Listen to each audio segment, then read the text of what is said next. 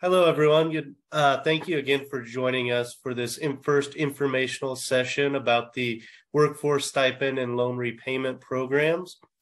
My name is Drew McCord, and I work in the Nebraska Division of Children and Family Services at the Nebraska Department of Health and Human Services. We're so pleased that you're joining us tonight to learn some more about these great programs. During tonight, we're going to be covering three different aspects or three main things. First, providing you with a chance to learn about these programs. Two, to help you to understand if you are eligible, and if so, what you will need to apply.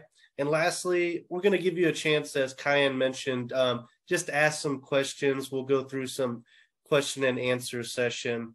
We have an hour budgeted for this session. And again, we may not be able to get to everyone's questions, but we will do certainly our best to get to everyone's. Tonight, also on the call is from Public Knowledge is Shannon Grabowski. If Shannon, you want to go ahead and say hello. Hi, good evening, everyone. Thanks for joining us. Can we go to the next slide, please? Sorry, the next one. Perfect. Before we jump into things, I'd like to cover a few logistical items. As I mentioned before, we'll be talking about the two different grant programs. We'll first cover the workforce stipend program and then move on to the student loan repayment program. Then we'll take times to answer your questions when we wrap up our presentation.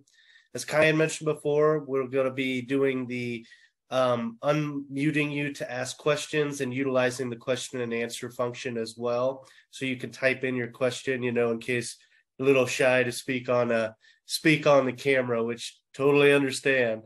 And then lastly, if you'd like to learn more, I want to make sure you're all aware of our webpage, which can be found right there on there, the dhhs.ne.gov/CCDF. This is where you will find program information, FAQs about these programs, and guidance on how to reach out for help as well. If we want to go ahead and go to the next slide. To get us started, as many of you are aware, the DHHS continually seeks ways to invest in its childcare network. We know that ensuring our communities across the state have access to high quality, affordable, and accessible childcare sector is not just the right thing to do, but that children, families, and our state's economic resilience depends on this. Some of you may have already received some assistance through our Childcare Stabilization Grant Program, which we implemented last year. Today, we will focus our attention on these two highlighted new grant programs. As you will see from the chart, I will share that we will be announcing another childcare grant program coming out soon. That is our Business and Childcare Partnership Program. These programs were funded with the American Rescue Plan Act, or ARPA, and the Coronavirus Response and Relief Supplemental Appropriations Act, or CRSA. These are federal dollars which were awarded to states to assist childcare organizations. And at this time, I will now hand it over to Shannon to talk about the workforce recognition programs. Great. Thank you, Drew. So as Drew mentioned, my name is Shannon Grabowski, and I am with Public Knowledge. We are working with the Department of Health and Human Services to set up these grant applications and just help you all get the information that you need to apply for these grants. So the goal of the Workforce Stipend Program is to support and recognize Nebraska's childcare workforce quickly and efficiently. So let's talk about who can apply. The program is open to all individuals who are currently employed by a licensed childcare facility in the state. So being in a direct teaching role is not required. Anyone who works for a childcare program can apply. You also, a new late-breaking change as of today, you are not required to be a Nebraska resident to apply for the grant. So those of you living on the border, you must work in a Nebraska licensed childcare facility, but you could live in a bordering state and just work in Nebraska. All applicants must have worked within the childcare sector for at least 6 current and continuous months. So continuous employment does not need to be with the same employer, but what current and continuous means is that it can't be 10 years ago that you worked for the childcare sector. It needs to be current and continuous. So we're looking for, for the last 6 months, have you worked with a childcare program? You might have moved around from one job to another, but it's been continuous employment. And then full-time and part-time staff are eligible to apply. So full-time is defined as 30 or more hours per week and part-time as 15 or more hours per week. Another question we've heard is, how can I use this award? And this program has been designed as a stipend or a sum of money similar to a bonus. So it will be awarded to eligible applicants to support and recognize your work in the state's childcare industry. And as such, it does not need to be paid back. It is a bonus or a stipend to reward you and thank you for your investment in Nebraska's childcare industry. As Drew spoke about, it's a vital sector for the state's economy. Next slide, please.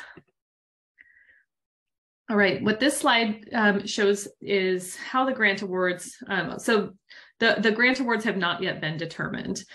We can share that decisions on how much the funding will be or the awards will be based on 4 factors. It'll be an applicant's role in the field, longevity in the field, full-time versus part-time status, and shift work. So in order to better explain this, I'll spend a little time walking through the graphic you see on your screen. In terms of the applicant's role, applicants who work in a teaching or caregiving capacity will be given a larger award than support staff.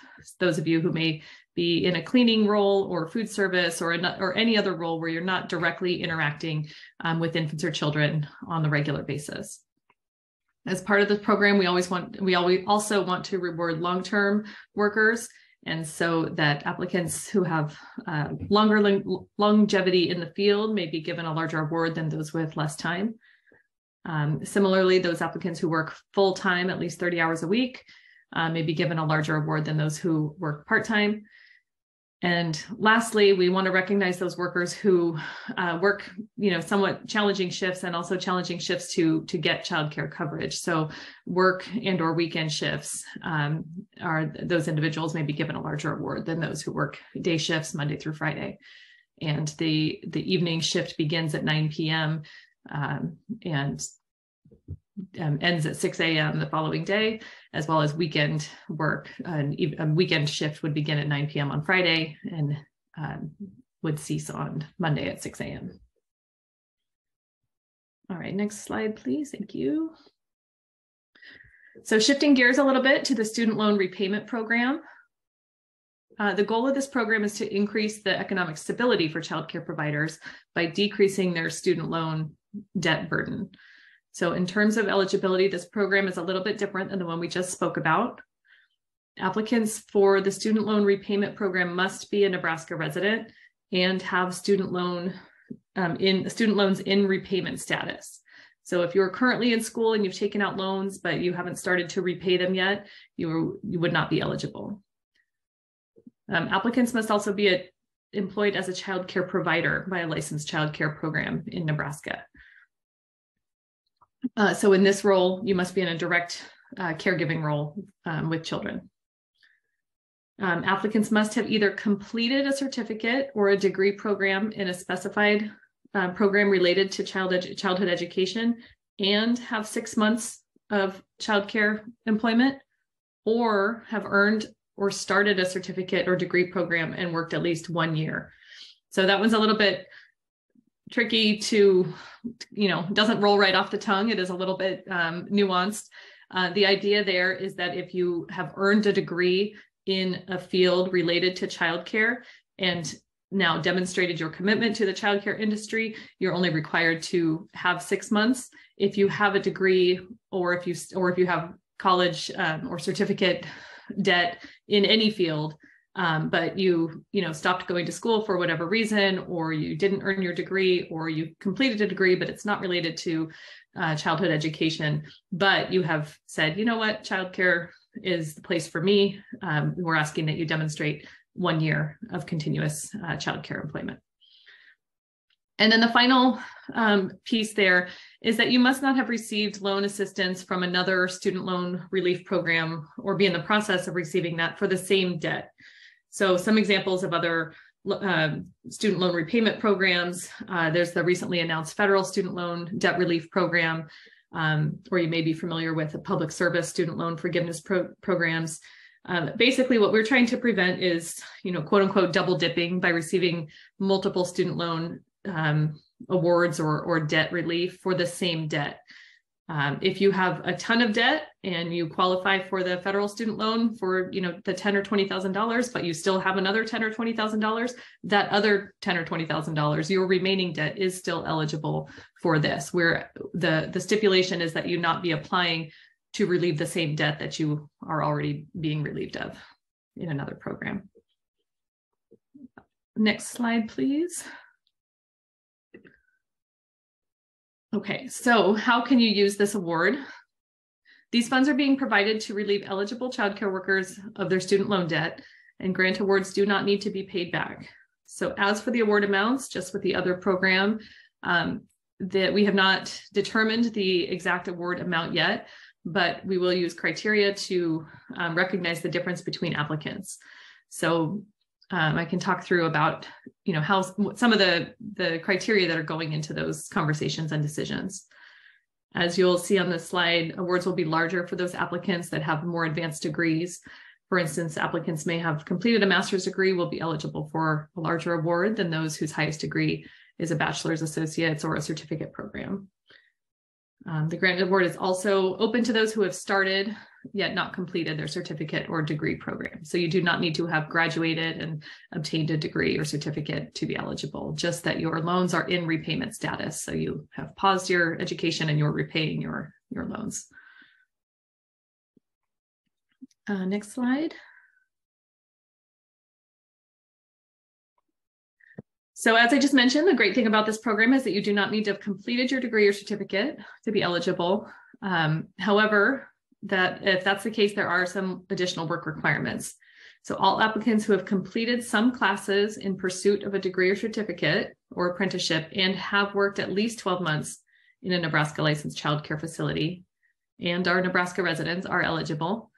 And then applicants who have completed degrees related to childcare work and have worked at least 6 months are eligible. So some examples of certificate programs or degree programs that are considered to be related to childcare include early childhood education, behavioral sciences, elementary education, family and consumer services education, human development and family science, infant and toddler certificates, special education, youth development, and a full list of degrees will be found in the program Frequently Asked Questions when that's published on the website. Next slide, please. Okay, so the $1 million questions here. When can I apply and what do I need to do it? The application for both grant programs, it's a single application. So if you are applying for both and if you're eligible for both, it's just one application. So you don't need to hunt around on the website for another, apply here button. But so the application period for both grant programs is December 5th until January 11th, 2023. So starting next Monday, the application will be open for about 5 weeks until January 11th. There's just the one application for both grant programs. And I'll also note that this is not a first come, first served process. Your application will be given equal consideration, no matter if you apply on December 5th or on January 11th. So as for what you will need, I'll walk through a list of the documents that you'll need to have ready to submit your application. You'll need your valid government issued ID for the stipend program and a Nebraska driver's license for the loan repayment program. So the valid government issued ID could be an ID from another state or an ID, license from another state, or a military ID. But again, if you want to also apply for the student loan repayment, it does need to be a Nebraska driver's license or identification card. You will need your NECPERS ID for childcare staff who are in child-facing teaching roles. If you do not have a NECPERS ID, you will need to register for NECPERS in order to get the ID to complete the application. So there's information on how to do that in the frequently asked questions. You will need your DHHS eligibility letter, the background check, fingerprint check letter that confirms your eligibility to work in a licensed childcare facility. You will need for your employer information, the license number of the program or the facility where you work and the type of facility. For example, is it a childcare center, an after-school program, preschool, family childcare home, 1 or 2? Please provide your supervisor's name and contact information. If you work for yourself, if you own your own family childcare home, you can list self in that field, and we will cross-check it with the name on the license and all your information. We're asking you to include your salary and wage information and any benefits that you receive. And that is for informational purposes only, to understand the childcare workforce and the challenges and benefits facing Nebraska childcare employees. So it doesn't determine your eligibility, but we're asking you to provide that information to help the department understand the childcare workforce.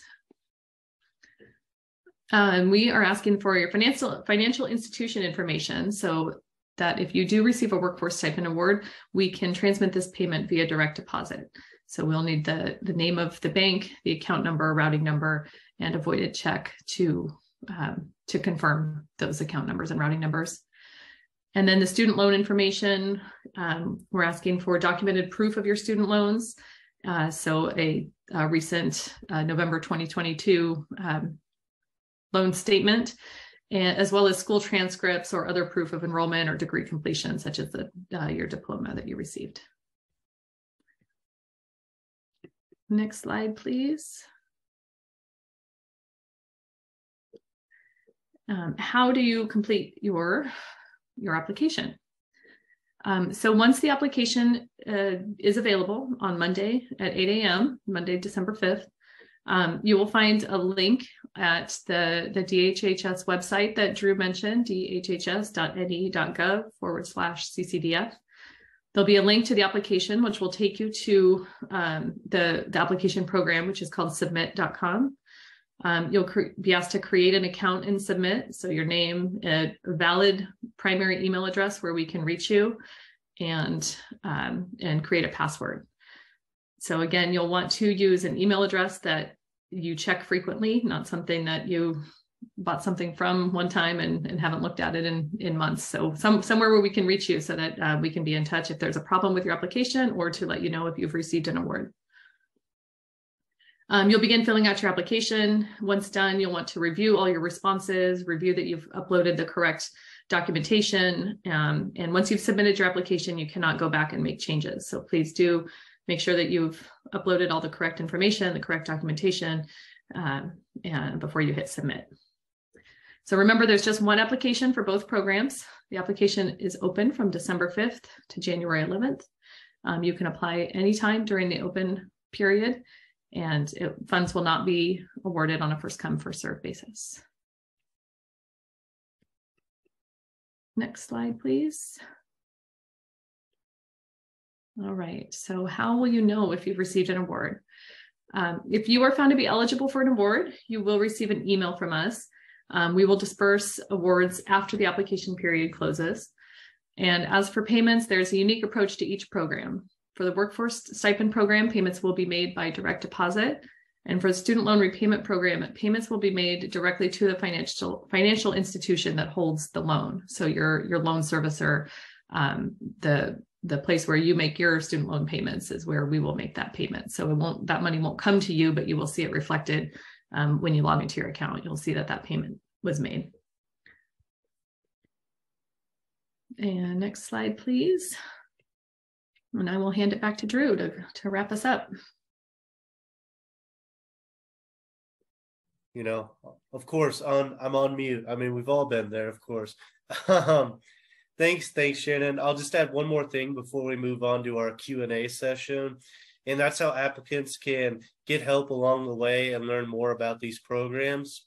First, you can visit the DHHS website, where we'll have all the program information readily accessible and up to date.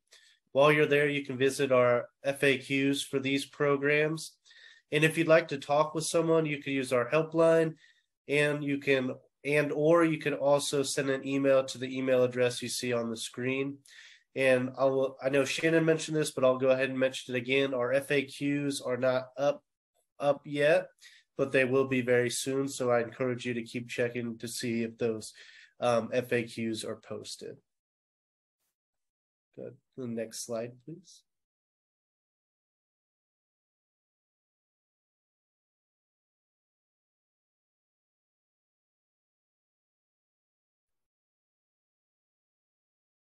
And I just did it too, Drew, I was muted. So now we'll spend some time addressing your questions. And as a reminder, you can use the chat feature to ask questions or raise your hand, and Cayenne, as the moderator, will unmute you to get this started. I do want to quickly run through a couple of questions that I know have come through and that came through on our Monday session on November 14th. So I'll kind of roll through those quickly, and then we'll get to the questions that I see are already coming in.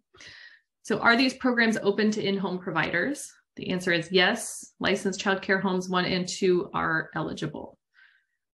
I am an owner and employee. Am I eligible to apply?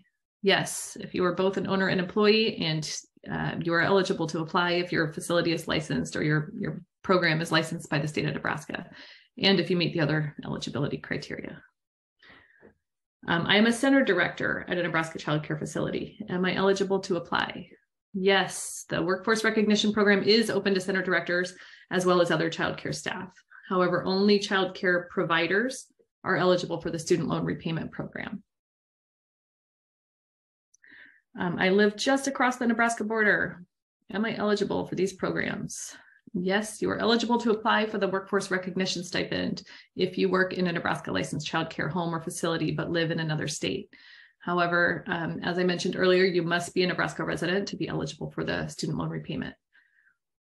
And is there a salary or income cap for these programs? No, there is not. There's no salary cap or maximum income level.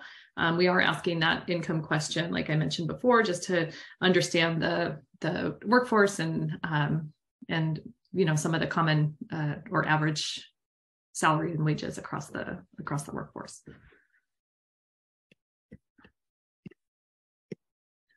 All right, Cayenne, do you want to cue us up with some that are coming in? Thank you, Shannon and Drew, and thanks everyone who already, I know we see a few questions coming in, and so really happy to see that there's a lot of interest in these programs.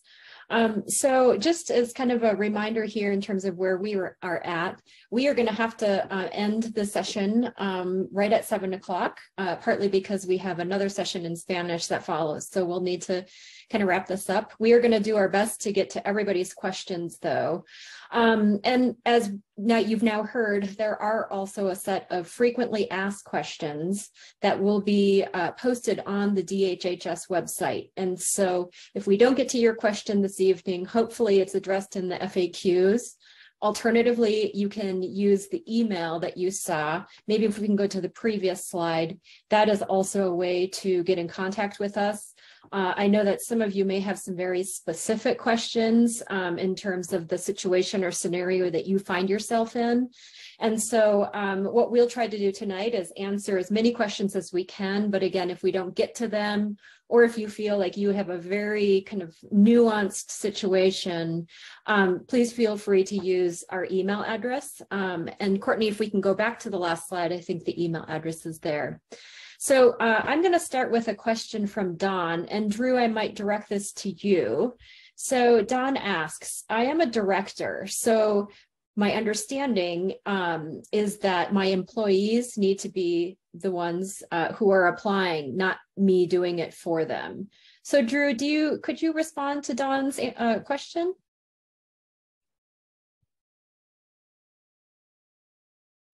And maybe you'll need absolutely. Absolutely. Dawn, so yes, this would be done individually by each employee at the facility because they need to enter, all of their own financial information. So it would be easy. We would want those individual employees to do the application themselves, but we encourage you to, obviously, as a director, to pass on information and help them out if they have any questions, or if you have any questions, to reach out to us as well. Great. Thank you, Drew. Shannon, I might direct a question from Lisette. I think I'm pronouncing your name correctly, regarding taxes. And maybe I will also just add that for everybody's knowledge, we do have a section on kind of taxes and implications of these grant awards. So definitely stay tuned for more on that. Lisette's question, Shannon, is, will these grants need to be claimed as income on taxes?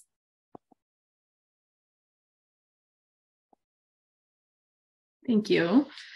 So per the IRS, certain federal assistance awards to business and individuals are considered taxable income. And so you would need to consult a financial advisor or tax preparer as it pertains to your specific award and business or personal circumstances. But what will happen is any awards that are over $600, you'll receive a 1099-G form, which is the form for payments such as this: awards, bonuses, contract work, that type of work that is outside of your traditional employment, or income that comes from outside of your traditional employment income, and you will file that with your taxes. Great. Thank you, Shannon. So I'm going to combine a couple of questions that are similar for you, Drew, from attendees named Carissa and Susan. And so these questions revolve around individuals. Carissa specifically asks, I am an owner director of a center, but I don't pay myself. Do I qualify? So maybe we'll just pause there, and if we can get a response from you on that question, I think that might satisfy some other similar questions I see coming in. Sure. Love to take that. Yes, Carissa, you would be eligible to be a part of this process. One of the things that we would do is when you put in your the name of the supervisor or whatnot, that would be your name, and we would check that to the list of the licensed providers just to make sure that they match up. And when they ask for the salary or wages, you can also put in a 0 there, and we'll see that as the director or the owner that you are not taking a salary, but you're still eligible for this opportunity. Great. Thank you, Drew. And I believe that does address a question that we had from Susan, who similarly was curious about what happens with childcare providers who do not pay themselves. We also have a couple questions, Shannon, about age restrictions from a couple of our attendees. So I'm wondering if you can respond to those. Is there an age requirement? I'm seeing a couple attendees who mentioned that they have employees or support staff who are 16 to 18 years old. So I'm wondering if you can provide a response to those questions.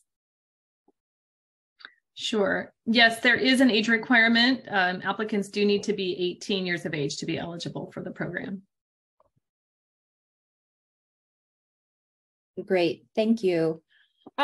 It looks like Christopher has a question, Drew, about the timeline and when awards will be dispersed and received. And so I'm wondering if we may just want to revisit some of those dates so that our attendees have a sense for kind of, beyond the application period, what those disbursements will look like. Sure. Yeah, that's a great question. So as we mentioned before, our application opens up on December 5th and goes through January 11th. And then starting after that January 11th, we'll start the reviewing process. And from February to April is our approximated timeline that we will notify you of your award and get that out to you. So we're trying to make sure we get it out to you in a timely manner, because we know you guys do great work, and we're just trying to make sure that it's recognized and we can help in any way possible. Thank you, Drew.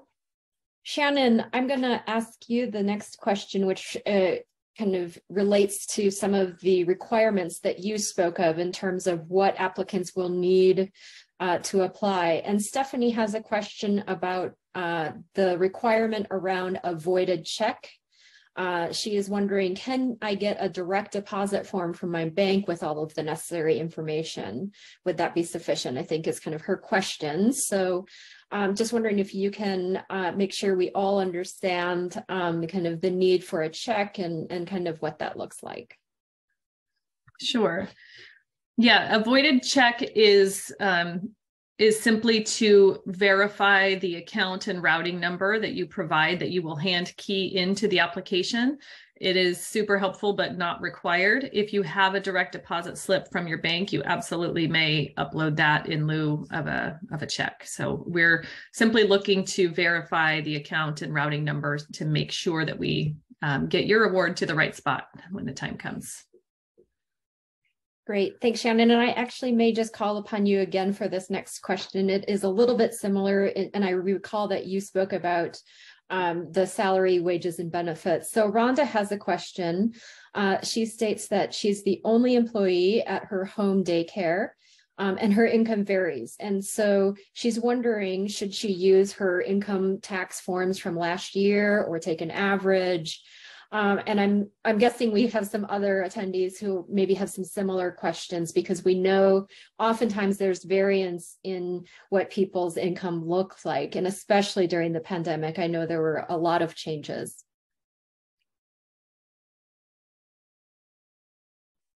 Sure. You are breaking up a little bit, Cayenne, but we've still got you. Oh, okay. We've received this question several times in the pubno.com email address that you see there. People are looking to understand if they should provide net or gross or kind of after expenses or whatnot. Primarily the owners of family child care homes 1 and 2 who aren't paying themselves an hourly wage or a salary, but are managing the payments that come in from families and running their business. So as I mentioned, the application is simply looking to build an understanding of the income of childcare providers. So last year's, I think last year's W-2 or tax information is perfectly acceptable. You could also provide an average if last year was an off year. It's simply to build that understanding and build some data points for DHHS to understand the workforce and build some just greater knowledge around the child care workforce. Great. Thank you, Shannon. I have turned my video off, obviously, just in the hopes that maybe the lag there isn't an issue. Drew, I'm going to ask you this next question. It is from an attendee named Chelia, and she is wondering about if a stipend is received, how long a staff member may need to stay employed as a child care provider. And so, as we've already said, this workforce stipend is kind of a reward acknowledgement of these providers' efforts in the Nebraska system. So could you talk a little bit in response to Chelia's question? Yeah, absolutely. So we, as you know, we have the 6-month requirement for working to receive the stipend. We encourage, obviously, providers and people to stay in the industry long after the stipend is given, but currently, we do not have a strict requirement for sticking around after that payment is made. Great, thank you.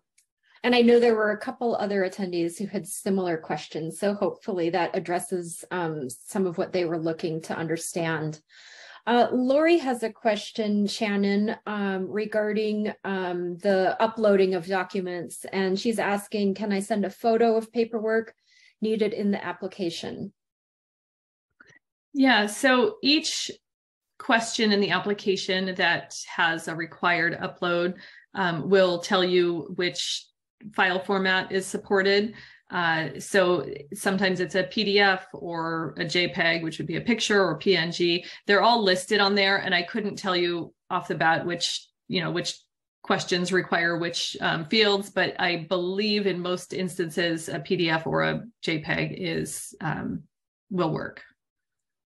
So I'll say in all instances a PDF will work. I think in most instances a picture will also work. It just really is question specific. Great, thank you, Shannon. Drew, Tara has a question regarding uses of these grant funds. And so she's stating that the CARES grants has specific uses for which the money could be used or not. And she's just wondering, it looks like, what would need to be reported and how the money can be used in terms of these grant awards. Are there similar stipulations in documentation? Yeah, excellent question. So this, as Shannon mentioned earlier, this stipend is similar to a bonus. So you can, as an individual receiving that, use that at your own discretion. There are not specific items or things that you must use the funds for. It's, as I said, at your discretion. And you do not need to keep records. We're not going to be asking for the receipts or anything like that, like the CARES Act, like some of the CARES funding. Great, thank you, Drew. So Shannon, I'm gonna go to a question from somebody named Francesca.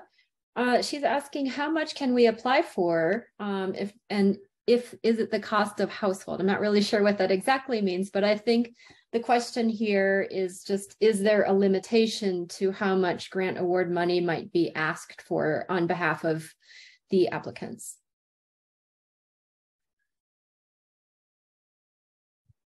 So I think if I understand the question correctly, Francesca, you are not asking for a specific amount. So you will apply for the grant for the funding, and if you are eligible to receive an award, you will be notified that you've received an award. So it's different from the stabilization grants, for example, where there was specific funding requested in order to pay for salaries or to keep the doors open. This is an award that will be determined on almost a case-by-case basis based on everybody's eligibility criteria and how long you've worked in the field and all of that. So you won't need to request a certain amount.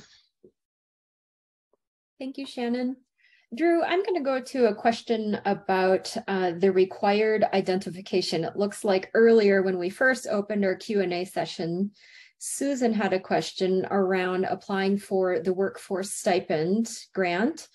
And Susan's wondering, is it only a driver's license which is required? And so maybe in your response, I know that there are different parameters for each of these programs. It may be helpful to review for all of our attendees the ID requirement for each respective program and address Susan's question.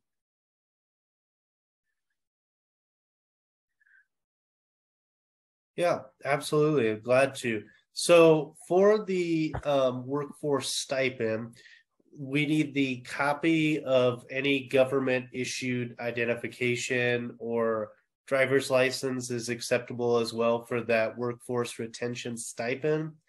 However, for the loan repayment program, you must provide your Nebraska issued driver's license or state ID. So there's that difference. The workforce stipend, we're acknowledging, there are workers in border states that are coming across and helping our childcare industry, and we want to recognize that in our workforce retention stipend. However, for the loan repayment, that is strictly for Nebraska residents. So that's why we have that driver's license or state ID. But there's also some of those different aspects as well that you'll need to provide. And that would be the primary email address that Shannon mentioned, a phone number, and then the NECBRS ID number. And we know a lot of people who are working primarily directly with the children that will need that NECBRS ID number. And on that frequently asked questions page, we will go ahead and give just some more information about where to go, how to get it, sort of thing, if you don't already have that.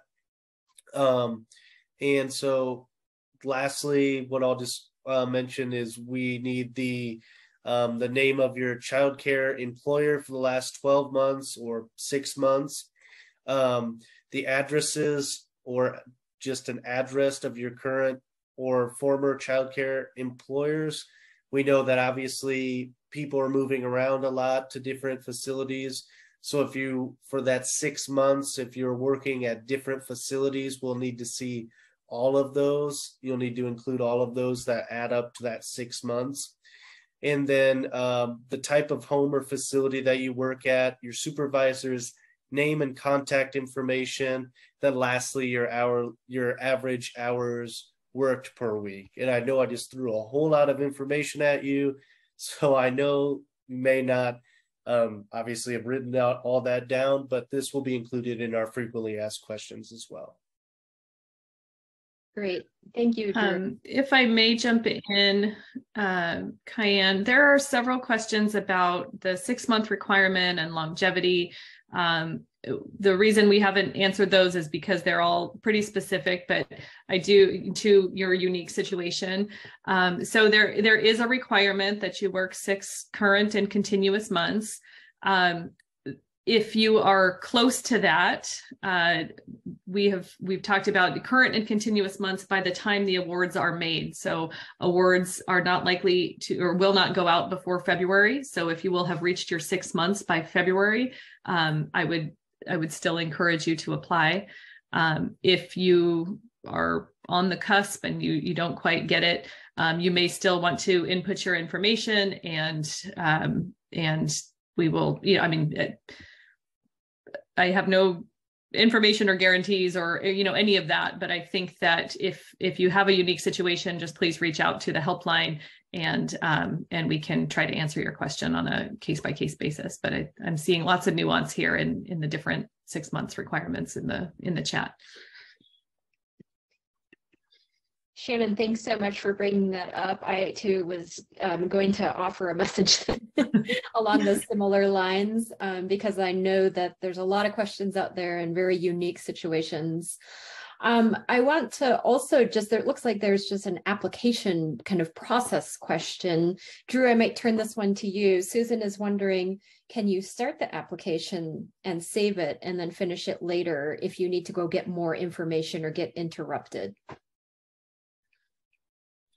Yes, great question. Yes, you can, pause and save that application. It'll be in your submit.com account, but it's just once you put in or send in that application, you cannot adjust it. So that's why we encourage, taking your time, double checking, just to make sure that all the information is correct, because once you send it in, that's when you get locked out.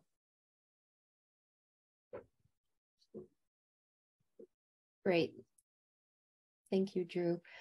Drew, I'm wondering, you mentioned NECBRS, and I know that we talked a little bit about the desire to have that identification information from those attendees who are in a teaching role.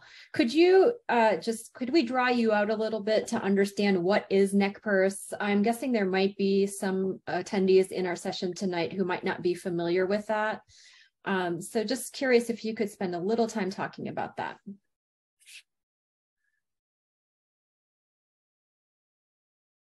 Yeah, absolutely. So NECPERS is our Nebraska Early Childhood Professional Record System. So basically, we're just trying to gather some more information about our childcare workforce. And so this helps us with, seeing what exactly, if you're a center or if you're home one, home two, school age only, preschool. We're just trying to get some more information to better understand our workforce, our childcare workforce, and then potentially to use that information for seeing if we can develop any further programs, or just seeing it's a gathering information tool for us just to make sure that we are understanding our industry the best to our ability. So that's why we're collecting that number, and just to get that information aspect. Thank you, Drew. Shannon, I want to offer a question from an attendee named Sherry. She is asking, are people who sub for us on a regular basis able to apply? And if so, do they put their time of starting when they were first a regular sub? So this is one of those rather nuanced questions, but I do also have a sense that it could be some of the attendees also have a similar inquiry around substitutes and kind of the timing and so forth. So I'm just wondering if we can kind of hear your perspective on that. I am scrolling through to look for, so okay, there it is. So personal.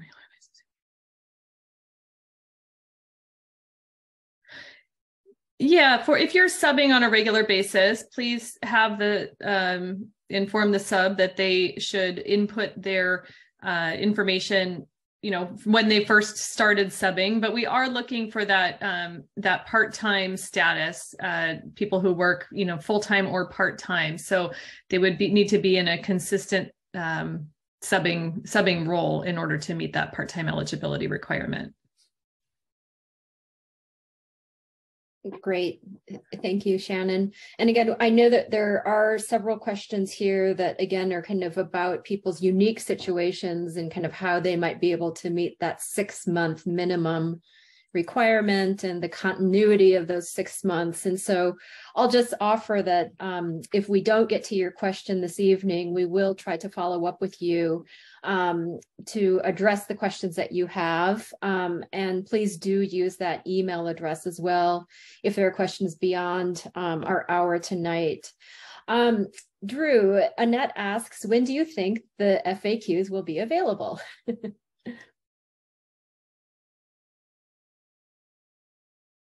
It's a great question. We are certainly working on it. I'm hesitant, obviously, because I want to make sure I'm giving you the best information. So I will not put a strict day or on it, but just know that we are working tirelessly to get this up, and we will notify you when the FAQs are live, so you can look it over before you do your application.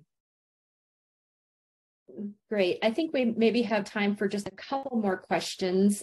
Shannon, there is a question here about a program that Drew had mentioned, and just some curiosity around what the Business and Childcare Partnership Program looks like. And I know that a lot of those details, I'm guessing, are still being worked out. I'm wondering if you could just provide the essence of what that is for folks. And of course, I know more information will be available soon as well. I'm sorry, I missed what am I providing information on? I'm sorry. Yeah, no problem. Yep, there's a lot going on. So there was a question about kind of what that Business and Childcare Partnership Program, kind of what that is. And again, I think that there'll be a lot more details about that that will be issued shortly, but just for the benefit of attendees, since we did mention it, I think just saying a little bit about that could help. Yes. So the Business and Childcare Partnership is an entirely separate grant opportunity that will be coming available in mid-January. The goal and the purpose of that is to expand the number of slots, childcare slots in the state of Nebraska.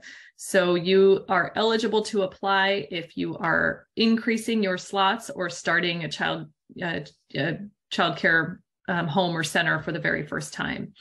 And so that one is purely for, as I mentioned, just increasing the number of slots. So if you currently are licensed for 10 and you want to, you have the space, the physical space already to go up to 15 or 20, or, I'm not familiar with all of the different, the licensing categories, but you must increase your license capacity in order to be eligible.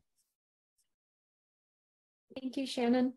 Drew, there's a question about the eligibility letter that we referenced. Angie asks if we could just clarify what that eligibility letter is. And she follows up asking, is it the letter that you receive after being fingerprinted and cleared through the state?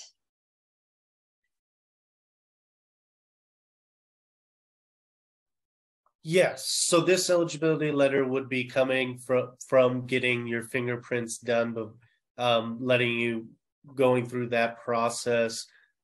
You should have it.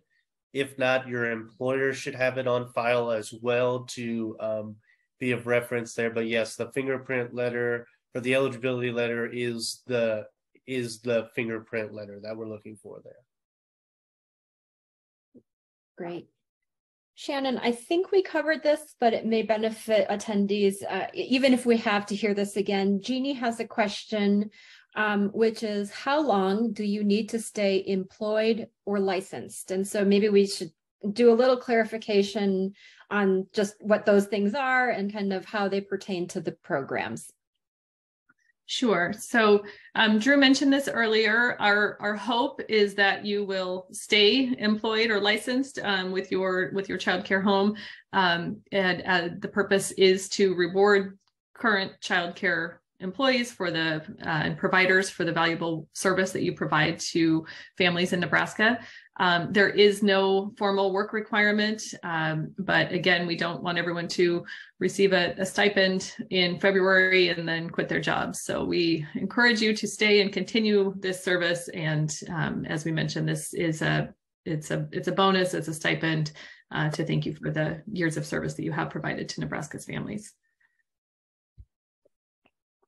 Thank you, Shannon. I know we just have a few minutes left, and we still have a few questions that have gone unanswered. However, as I'm looking at them, a lot of them have some pretty specific situations for which I think I would recommend that we work together, panelists and DHHS staff, to address these kind of one by one, because I think that, again, there's some kind of nuances to each scenario.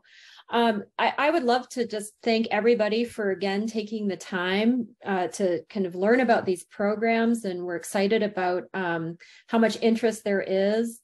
I think you heard it now multiple times. There's more to come. The FAQs will be issued shortly. You will get a link to the application. You'll be able to start that work. In the meantime, you can address your questions using the email to us. We will have that call center availability then as well for you to utilize during the application period. And this session is recorded. And so we will also be able to share with you a link to this session in case you would like to review some of the things that you heard tonight, or share it with colleagues. And so with that, I might close out. Shannon and Drew, thank you so much for this great information. And to all of our attendees, I think the word is just stay tuned for more. We're really excited about these programs. The childcare sector in Nebraska, as Drew mentioned, is critical to the state's economic resilience. And we know it's not been an easy time through this pandemic and many other dynamics. And so really excited that there is a way to reward and recognize everybody who's played a role. Thank you for joining us this evening. And I think with that, we will wrap it up. Good night. Yeah, thank you. Thanks again, everyone. You know that you are appreciated. So thanks again.